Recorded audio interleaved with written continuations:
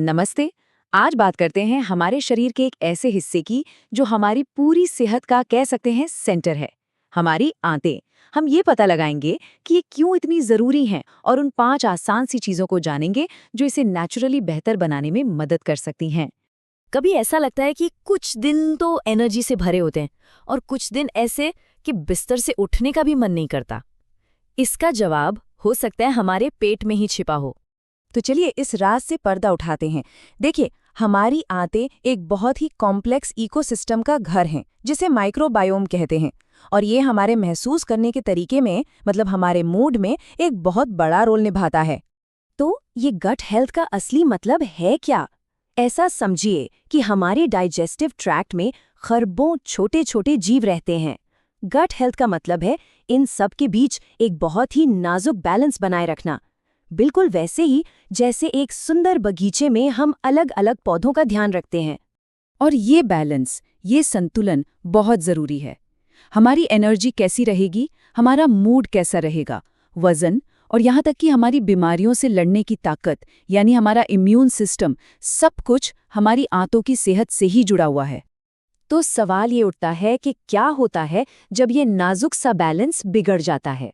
देखिए, खराब gut health के जो संकेत है ना, वो सिर्फ पेट तक ही नहीं रहते, बल्कि पूरे शरीर में महसूस हो सकते हैं।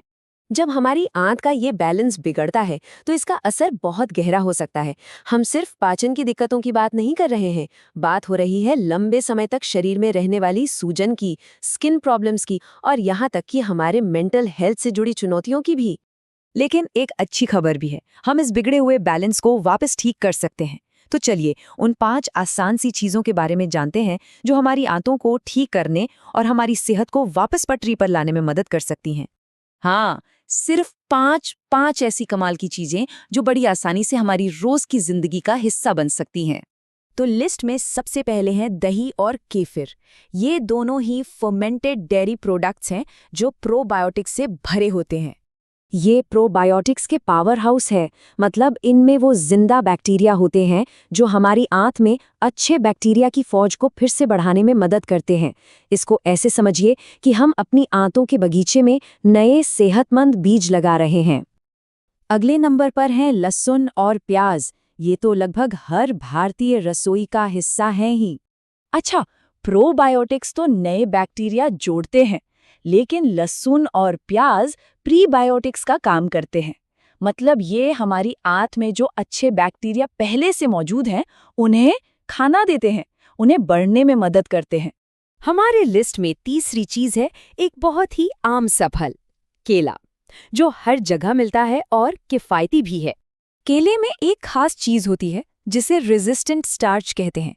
ये एक तरह का फाइबर है जो हमारे आंत के अच्छे बैक्टीरिया के लिए, समझिए कि उनका खाना है, जिससे हमारा पूरा पाचन तंत्र बैलेंस में रहता है। अब बारी है चौथे फूड की, अदरक। इस कमाल की जड़ का इस्तेमाल तो सदियों से पाचन में मदद के लिए होता आ रहा है। अदरक अपनी एंटी इन्फ्लेमेटरी प्रॉपर्टीज, मतलब सूजन कम करने वाले गुणों के लिए जाना जाता है। ये पेट की परेशानी को शांत करने में भी मदद कर सकता है। इसीलिए ये एक स्वस्थ आंत के लिए एक बेहतरीन ऑप्शन है। और हमारी लिस्ट में 5वां और आखिरी आइटम है फर्मेंटेड फूड्स, यानी खमीर वाली चीजें।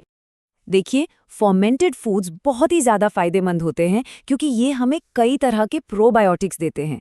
याद रखिए, हमारी आंत के माइक्रोबायोम में जितनी ज्यादा वैरायटी होगी वो उतना ही सेहतमंद होगा, और ये फूड्स इसी वैरायटी को बढ़ावा देने में मदद करते हैं। तो अब हम ये तो जान गए कि क्या खाना है, लेकिन इससे अपनी रोज की आदत कैसे बनाया जाए।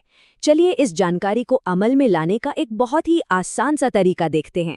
बहुत आसान है। हर दिन आंत के लिए फायदेमंद कोई भी एक चीज चुनें और उसे अपने किसी भी एक वक्त के खाने में शामिल कर लें। बस कुंजी है इसे लगातार करने की। जब इसे नियमित रूप से करेंगे तभी फायदे देखने को मिलेंगे। तो इस पूरी बातचीत का सबसे ज़रूरी टेकअवे क्या है? हमारी सेहत के लिए सबसे अहम बात क्या निकल कर आती है? वो ये है, हमारे खाने पीने से जुड़े छोटे छोटे और लगातार किए गए बदलाव हमारी पूरी सेहत पर बहुत बड़ा और पॉजिटिव असर डाल सकते हैं। इसके लिए कोई बहुत बड़े लाइफस्टाइल चेंजेस करने की ज़रूरत नहीं है। तो अब सवाल ये है कि एक स्वस्थ आंत की तरफ अपना सफ़र शुरू करने के लिए इन 5 चीज़ों में से आज कौन सी एक चीज़ को चुना जा सकता है?